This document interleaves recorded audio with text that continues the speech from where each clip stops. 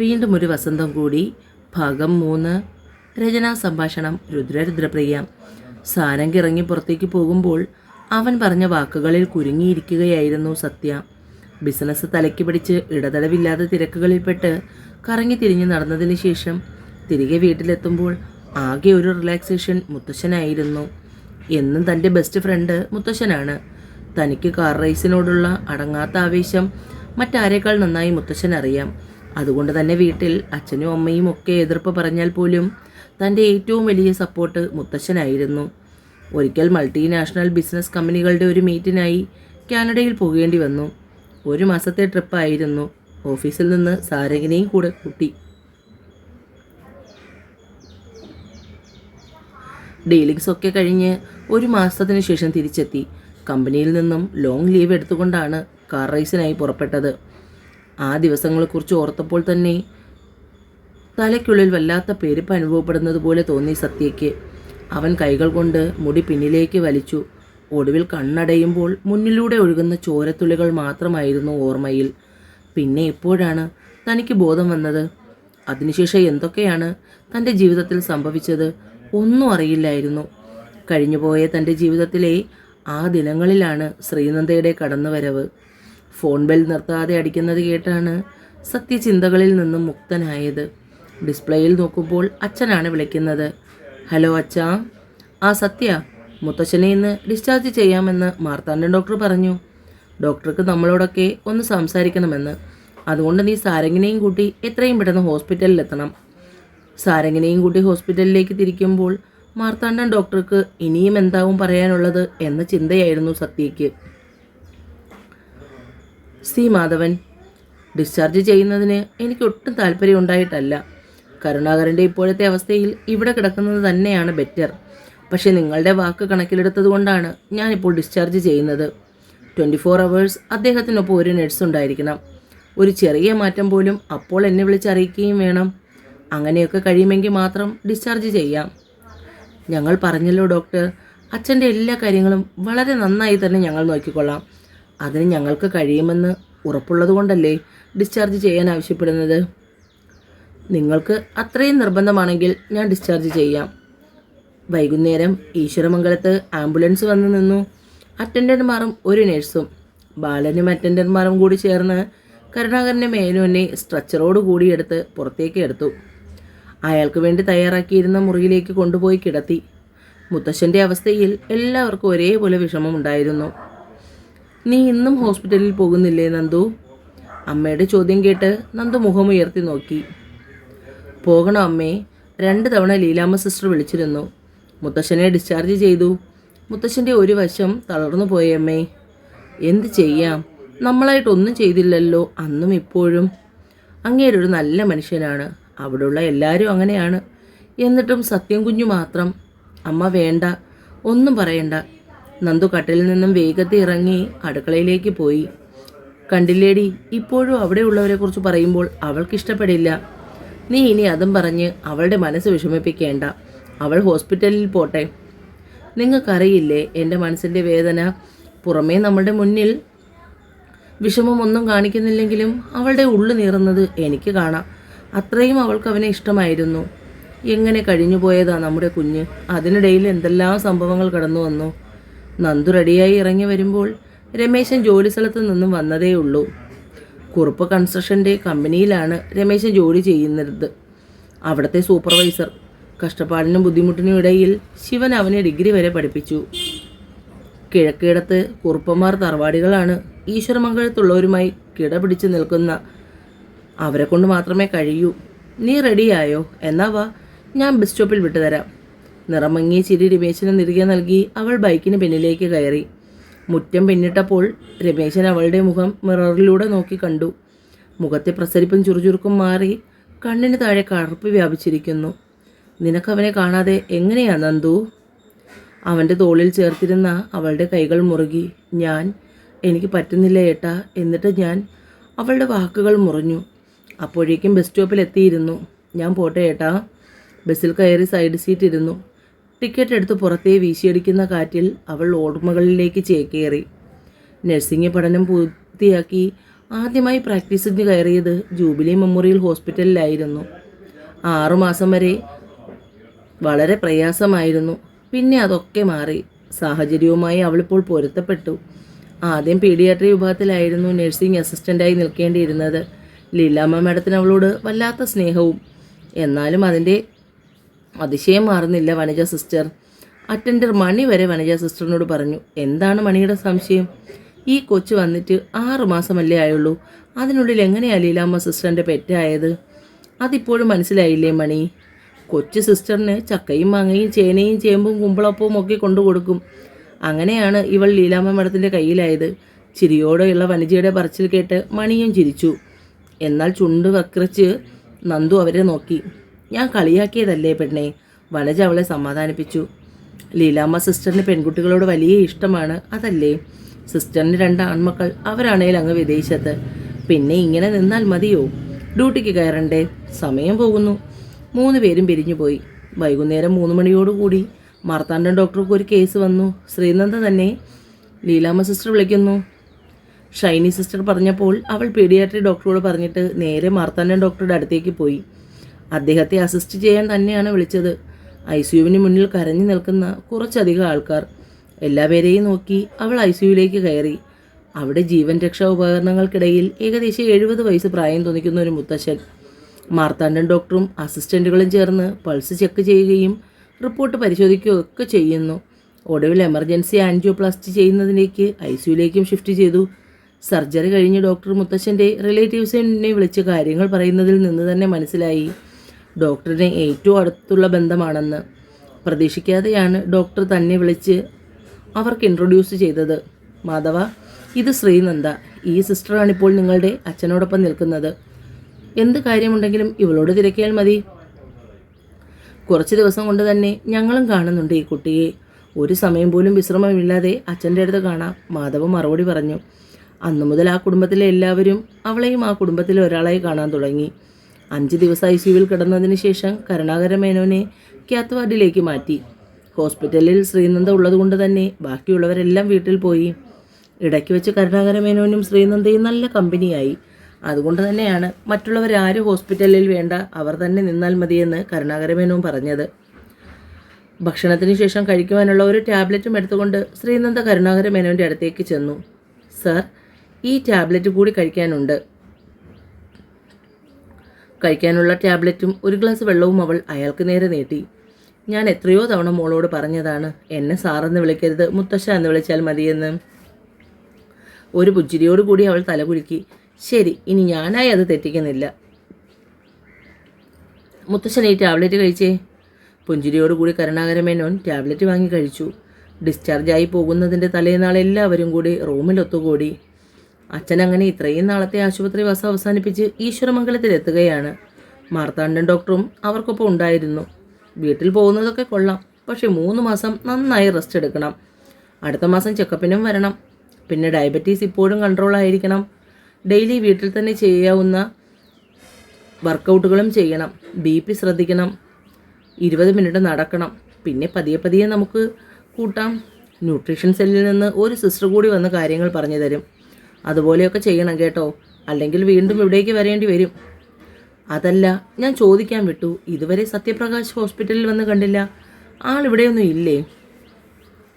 കഴിഞ്ഞ 1.5 മാസത്തെ business tour കഴിഞ്ഞ് റിലാക്സേഷന് വേണ്ടി മുത്തശ്ശൻ്റെ അനുവാദം വാങ്ങി കാർ റേസിന് പോയതാണ്. പോയിട്ടിപ്പോൾ ഏകദേശം 1 ആഴ്ച ആയതേ ഉള്ളൂ. കഴിഞ്ഞ ദിവസം കൂടി വിളിച്ചിരുന്നു. മുത്തശ്ശൻ്റെ വിവരങ്ങൾ തിരക്കി. സുഖമില്ലാതെ ഹോസ്പിറ്റലിൽ അഡ്മിറ്റാണെന്ന് പറഞ്ഞപ്പോൾ വല്ലാത്ത വിഷമമായി. തിരിച്ചു വരാൻ തുടങ്ങിയതാണ്. അപ്പോഴാണ് അച്ഛൻ വിളിച്ചിട്ട് ഓക്കെയാണ്, എല്ലാം കഴിഞ്ഞ് പതിയെ വന്നാൽ മതിയെന്ന് പറഞ്ഞത്. ഇനിയിപ്പോൾ എന്തായാലും 2 മാസം കഴിഞ്ഞ് നോക്കിയാൽ മതി. എങ്കിൽ പിന്നെ ഡോക്ടർ, ഞങ്ങൾക്ക് ഇന്ന് തന്നെ ഡിസ്ചാർജ് ആവാമല്ലോ? ഷുവർ. മാർത്താണ്ഡൻ ഡോക്ടർ ലീലാമ്മ സിസ്റ്ററിനെ വിളിച്ച് കാര്യമായി എന്തോ പറയുന്നത് വനജ കേട്ടു. മാർത്താണ്ഡൻ ഡോക്ടർ ലീലാമ്മ സിസ്റ്ററും സ്വകാര്യം പറയുന്നത് കണ്ടാൽ തീരുമാനിച്ചേക്കണം ആർക്കോ ഉള്ള പണി വരികയാണെന്ന്. ഇതിപ്പോൾ ആർക്കുള്ള പണിയാണെന്ന് ഈശ്വരനറിയാം. ലീലാമ്മ സിസ്റ്റർ പുറത്തേക്ക് വരുമ്പോഴാണ് സ്റ്റാഫ് റൂമിന് മുന്നിൽ നിൽക്കുന്ന വനജയുടെയും അറ്റൻഡർമാരുടെയും പതിഞ്ഞ സംസാരം കേൾക്കുന്നത്. അപ്പോഴേക്കും ഇന്ദുവും നന്ദുവും അവിടെ എത്തി. പ്രസൻറ്റും പാസ്റ്റും കൂടി ചേർത്താണ് പറഞ്ഞു പോകുന്നത്. എല്ലാവർക്കും മനസ്സിലാകുന്നുണ്ടല്ലോ അല്ലേ? മാർത്താണ്ഡൻ ഡോക്ടറുടെ നിർബന്ധമാണ് അദ്ദേഹത്തിൻ്റെ കീഴിലുള്ള ഒരു സിസ്റ്ററിനെ കൂടി കരുണാകരൻ്റെ ഒപ്പം നിൽക്കുന്നതിന് വേണ്ടി തിരഞ്ഞെടുത്തത്. അവർ ഡ്യൂട്ടിക്ക് വന്ന ആദ്യത്തെ ഒരാഴ്ച പിന്നിടുമ്പോൾ തന്നെ മാധവനും രവിക്കുമൊക്കെ മനസ്സിലായി അച്ഛൻ്റെ കാര്യങ്ങൾ നല്ല രീതിയിലല്ല പോകുന്നതെന്ന്. ഏകദേശം 40 വയസ്സ് പ്രായമുള്ള മേരി അച്ഛൻ്റെ കാര്യങ്ങൾ വളരെ നിസ്സാരത്തോടെ കൈകാര്യം ചെയ്യുന്നതായി രവിക്ക് തോന്നി. അച്ഛനോടൊപ്പം നടക്കാൻ ഇറങ്ങിയപ്പോഴാണ് മേരിക്കൊരു കോൾ വന്നത്. പെട്ടെന്ന് അവൾ അച്ഛനോട് പറഞ്ഞ് കോൾ അറ്റൻഡ് ചെയ്തു. എന്നാൽ നടക്കുന്നതിനിടയിൽ കരുണാകരൻ്റെ മേനോന് തല കറങ്ങുന്നതായി തോന്നി. അടുത്തുള്ള ചുമരിൽ ഒരു ആശ്രയത്തിനായി പിടിക്കുന്നതിന് മുമ്പേ തന്നെ ബാലൻസ് തെറ്റി വീണുപോയി. എന്നാൽ ദൂരെ മാറി നിന്ന് ഫോൺ വിളിക്കായിരുന്ന മേരി അത് കണ്ടതുമില്ല. അച്ഛൻ നിലത്തേക്ക് വീഴുന്നത് ദൂരെ നിന്ന് കണ്ട് ഓടി വന്ന മാധവൻ മേരിയെ കണക്കിന് ശകാരിച്ചു. എന്നാൽ പ്രതീക്ഷിക്കാത്ത വീഴ്ചയിൽ കരുണാകര മേനോൻ്റെ ഇടത് കാലിൻ്റെ ലിഗ്മെൻ്റ് വലിഞ്ഞു. കാല് നീര് വെച്ചു. ഉടനെ ഹോസ്പിറ്റലിൽ പ്രവേശിച്ചു. കാലിൽ ബാൻഡേജ് ചുറ്റിവെച്ചു. ഉത്തരവാദിത്വമില്ലാതെ പെരുമാറിയ മേരി സിസ്റ്ററിനെ മാർത്താണ്ഡൻ ഡോക്ടർ കണക്കിന് ശകാരിച്ചു. ഡോക്ടർ ഇനിയും ആ സിസ്റ്ററിനെ അച്ഛൻ്റെ ഒപ്പം നിർത്തുന്നത് ഞങ്ങൾക്ക് താല്പര്യമില്ല. ഡോക്ടർക്ക് ബുദ്ധിമുട്ടാവില്ലെങ്കിൽ ശ്രീനന്ദ മോളെ ഞങ്ങളുടെ ഒപ്പം വിട്ടാൽ ഞങ്ങളുടെ മാളുവിനെ പോലെ കൊണ്ടുപോയി നോക്കിക്കൊള്ളാം. അച്ഛനും മോളാണെങ്കിൽ ഒരുപാട് സന്തോഷമാകും. ശ്രീനന്ദയുടെ അഭിപ്രായമാണ് ഇതിന് മുഖ്യം. അവളോട് ചോദിച്ച് സമ്മതമാണെങ്കിൽ എനിക്ക് പ്രശ്നമൊന്നുമില്ല. മേരിയുടെ വീട്ടിലെ ബുദ്ധിമുട്ടും മറ്റു കാര്യവും കണ്ടിട്ടാണ് ഞാൻ അവളെ വിടാമെന്ന് കരുതിയത്. നിങ്ങളുടെ അവിടെ വരുമ്പോൾ അവർക്ക് കിട്ടുന്ന സാമ്പത്തികമായ സഹായം അവളുടെ കുടുംബത്തിന് വലിയ തുണയായിരിക്കും. ഇനിയിപ്പോൾ പറഞ്ഞിട്ട് കാര്യമില്ല. ഞാൻ എന്തായാലും ശ്രീനന്ദയെ ഇങ്ങോട്ട് വരാൻ പറയാം. നിങ്ങൾ തന്നെ സംസാരിച്ച് നോക്കൂ. മാർത്താണ്ഡ ഡോക്ടർ ക്യാബിനിൽ നിന്നും പുറത്തേക്ക് പോയി ലീല സിസ്റ്ററുമായി സംസാരിച്ച് തിരികെ വന്നു. ഞാൻ ശ്രീനന്ദയെ അന്വേഷിച്ച് ഇറങ്ങി വരികയായിരുന്നു. അപ്പോഴേക്കും താനിങ്ങെത്തിയോ? ഒരു കാര്യം പറയാനുണ്ട്, താനിങ്ങി വന്നേ. ലീലാമ്മ സിസ്റ്റർ അവളെയും വിളിച്ചുകൊണ്ട് മാർത്താണ്ഡൻ ഡോക്ടറുടെ റൂമിലേക്ക് ചെന്നു. കാര്യങ്ങളൊക്കെ ലീലാമ്മ സിസ്റ്റർ പറഞ്ഞല്ലോ. എന്താണ് ശ്രീനന്ദയുടെ അഭിപ്രായം? അവൾ രവിയുടെയും മാധവൻ്റെയും മുഖത്തേക്ക് മാറി നോക്കി. എനിക്കൊറ്റയ്ക്കൊരു തീരുമാനമെടുക്കാൻ കഴിയില്ല സാർ. ഞാൻ വീട്ടിൽ പോയി അച്ഛനോടും അമ്മയോടും സംസാരിച്ചതിന് ശേഷം എൻ്റെ തീരുമാനം എന്താണെന്ന് അറിയിക്കാം. മുത്തശ്ശനെ നോക്കുന്നത് എനിക്കിഷ്ടമുള്ള കാര്യമാണ്. പക്ഷേ അവരുടെ വീട്ടിലാകുമ്പോൾ അത് അച്ഛനോടും അമ്മയോടും ചോദിക്കണം. മതി, മോൾ വീട്ടിൽ ചോദിച്ചതിന് ശേഷം ഡോക്ടറോട് പറഞ്ഞാൽ മതി. ഡോക്ടർ ഞങ്ങളെ വിവരം അറിയിക്കും. മാധവൻ നിറഞ്ഞ ചിരിയോടെ അവളോട് പറഞ്ഞു. എടി, നല്ല ഓഫറല്ലേ. ഞാനെങ്ങാനും ആയിരുന്നെങ്കിൽ എപ്പോഴേ സമ്മതിച്ചേനെ. ഇവിടെ എങ്ങനെ ഓടി നടക്കുന്നതിനേക്കാൾ ഭേദം ഒരാളുടെ കാര്യം മാത്രം നോക്കി സുഖമായി ആ വീട്ടിൽ കഴിയുന്നതല്ലേ. കൂടെ ജോലി ചെയ്യുന്ന സുമി ചോദിക്കുമ്പോൾ ശ്രീനന്ദ ചിരിച്ചു. ഇത് ഹോസ്പിറ്റലാണ്. ഇവിടെ നമുക്ക് എവിടെ വേണമെങ്കിലും ഓടി നടക്കാം, ജോലി ചെയ്യാം. പക്ഷേ അതുപോലെയല്ല ഒരാളുടെ വീട്ടിൽ ചെന്ന് നിൽക്കുമ്പോൾ. ഒരാളുടെ കാര്യം മാത്രം നോക്കി ആ റൂമിൽ മാത്രം ഇരിക്കണം നമുക്ക്. വേറെ ഒന്ന് ശ്വാസം വിടാൻ പോലും ബുദ്ധിമുട്ടായിരിക്കും. എന്നാൽ പിന്നെ ആദ്യമേ നിനക്ക് പറ്റില്ലെന്ന് പറഞ്ഞാൽ പോരായിരുന്നോ? വനജയുടെ ചോദ്യവും എത്തി. അതെങ്ങനെയാ ചേച്ചി, ഒരാൾ എന്തെങ്കിലും പറയുമ്പോൾ എടുത്തടിച്ചതുപോലെ മറുപടി പറയുന്നത്? അത് അവരെ വിഷമിപ്പിക്കില്ലേ? എന്നാൽ പിന്നെ നീ പോകാൻ നോക്ക്. അല്ലാതെ ഞാൻ എന്ത് പറയാനാ? വൈകുന്നേരം ഹോസ്പിറ്റലിൽ നിന്ന് വന്ന് കുളിച്ച് ഫ്രഷായി ഒരു പാവാടയും ധാവണിയും ധരിച്ച് വിളക്ക് തുടച്ച് വൃത്തിയാക്കി ത്രിസന്ധിക്ക് നിലവിളക്ക് കത്തിച്ചു വെച്ച് ചമ്രം പടിഞ്ഞിരുന്ന് രാമനാമം ജപിച്ചു. അതിനുശേഷം റേഡിയോ ഓണാക്കി അവൾ ഇഷ്ടഗാനങ്ങളും കേട്ടു. മൊബൈൽ ഫോണും ടി വിയും ഒക്കെ ഉണ്ടെങ്കിലും എന്നും വൈകുന്നേരം അല്പനേരം റേഡിയോയിലെ പാട്ട് കേട്ടില്ലെങ്കിൽ ആകെ വല്ലായ്മയാണ് ശ്രീനന്ദയ്ക്ക്. അതുകൊണ്ട് അവളുടെ നിർബന്ധം സഹിക്കാതെ രാഘവൻ വാങ്ങി നൽകിയതാണ് ആ റേഡിയോ. ആ റേഡിയോയുടെ പേരും പറഞ്ഞ് രമേശൻ എപ്പോഴും അവളെ കളിയാക്കും. എന്നെ കളിയാക്കുന്ന ഈ ആളുണ്ടല്ലോ, ഞാൻ ഉറങ്ങിക്കഴിയുമ്പോൾ റേഡിയോ എടുത്തുകൊണ്ട് മുറിയിലേക്ക് പോകുന്ന കാര്യമൊക്കെ എനിക്കറിയാം. നന്ദുവിൻ്റെ വായിൽ നിന്ന് അത്രയും കേൾക്കുമ്പോൾ പിന്നെ രമേശന് മതിയാകും. ഈ ഇളക്കമൊക്കെ ആരെ കണ്ടിട്ടാണെന്നും ഇവിടെ എല്ലാവർക്കും അറിയാം കേട്ടോ. അത്രയും കൂടി ആകുമ്പോൾ രമേശൻ ഫ്ലാറ്റായി. ഈ പെണ്ണിൻ്റെ ഒരു കാര്യം ആരോട് എന്താണ് പറയാനുള്ളതെന്നുള്ള ഒരു ബോധവും ഇല്ല. രമേശൻ ജോലി ചെയ്യുന്ന കമ്പനിയിലെ ആരോ ഒരാളുമായി സ്വല്പം അടുപ്പത്തിലാണ്. പക്ഷേ അത് ആരാണെന്ന് മാത്രം രമേശൻ ഇതുവരെ ആരോടും പറഞ്ഞിട്ടില്ല. അതെപ്പോഴെങ്കിലും കണ്ടുപിടിച്ചോളൂ എന്നാണ് നന്ദുവിൻ്റെ ഒരു വാശി. അച്ഛാ, ഞാൻ ഇന്നലെ പറഞ്ഞില്ലേ നമ്മുടെ ഹോസ്പിറ്റലിൽ അഡ്മിറ്റായ ഒരു മുത്തശ്ശനെക്കുറിച്ച്? ഇന്ന് മാർത്താണ്ഡൻ ഡോക്ടർ എന്നോടൊരു കാര്യം ചോദിച്ചു. ആ മുത്തശ്ശനെ ഡിസ്ചാർജ് ചെയ്ത്, പക്ഷെ കുറച്ച് ദിവസം കൂടി നന്നായി ശ്രദ്ധിക്കേണ്ട ആവശ്യമുണ്ട്. അപ്പോൾ നമ്മുടെ മേരി സിസ്റ്ററാണ് നേരത്തെ മുത്തശ്ശൻ്റെ ഒപ്പം വീട്ടിൽ നിന്നത്. പക്ഷേ ആ വീട്ടുകാർ സിസ്റ്റർ നിൽക്കുന്നതിനോട് താല്പര്യമില്ല. അതുകൊണ്ട് മുത്തശ്ശനെ നോക്കാൻ എന്നോട് ചെല്ലാമോ എന്ന് ഡോക്ടർ ചോദിച്ചു. അത് വേണം മോളെ. ഹോസ്പിറ്റലിൽ ഡ്യൂട്ടി നോക്കുന്നത് പോലെയാണോ നമ്മളൊരു പേഷ്യൻറ്റിനെ വീട്ടിൽ ചെന്ന് നോക്കുന്നത്? ശിവനും അതത്ര താല്പര്യമുള്ളതായി തോന്നിയില്ല. നല്ല കുടുംബക്കാരാണച്ചാ ഈശ്വരമംഗലത്തുകാർ. ആ മുത്തശ്ശനൊരു നല്ല മനുഷ്യനാണ്. ഹോസ്പിറ്റലിലായിരുന്നപ്പോൾ ഞാനായിരുന്നു ഫുൾ ടൈം കൂടെ ഉണ്ടായിരുന്നത്. പക്ഷേ ഇപ്പോൾ ഡിസ്ചാർജായി വീട്ടിൽ പോയി. മുത്തശ്ശൻ എന്നോട് വലിയ ഇഷ്ടമാണ്. എന്നെ പ്രത്യേകിച്ച് അന്വേഷിച്ചു. മുത്തശ്ശൻ്റെ ഒപ്പം നിൽക്കുന്നത് എനിക്കും താല്പര്യമാണ്. നിനക്ക് സമ്മതമാണെങ്കിൽ. എൻ്റെ സമ്മതമല്ലല്ലോ അച്ഛാ. നിങ്ങൾക്ക് സമ്മതമാണെങ്കിൽ ഞാൻ പൊക്കോളാം. ആഴ്ചയിൽ ഒരു ദിവസം വരാം. പക്ഷെ അന്ന് ഇവിടെ തങ്ങാൻ പറ്റില്ല. അന്ന് തന്നെ തിരിച്ചു പോകണം. ഹോസ്പിറ്റലിൽ നിന്ന് കിട്ടുന്ന ശമ്പളത്തേക്കാൾ കൂടുതലായി അവരെന്തെങ്കിലും തന്ന് സഹായിക്കും. അങ്ങനെ കിട്ടുന്ന പൈസ നമുക്ക് ബാങ്കിൽ അടച്ച് വീടിൻ്റെ പ്രമാണം തിരികെ എടുക്കാമല്ലോ. അതുകൂടി മനസ്സിൽ കണ്ടുകൊണ്ടാണ് ഞാൻ അച്ഛനോട് ഈ ഒരു അഭിപ്രായം പറഞ്ഞത്.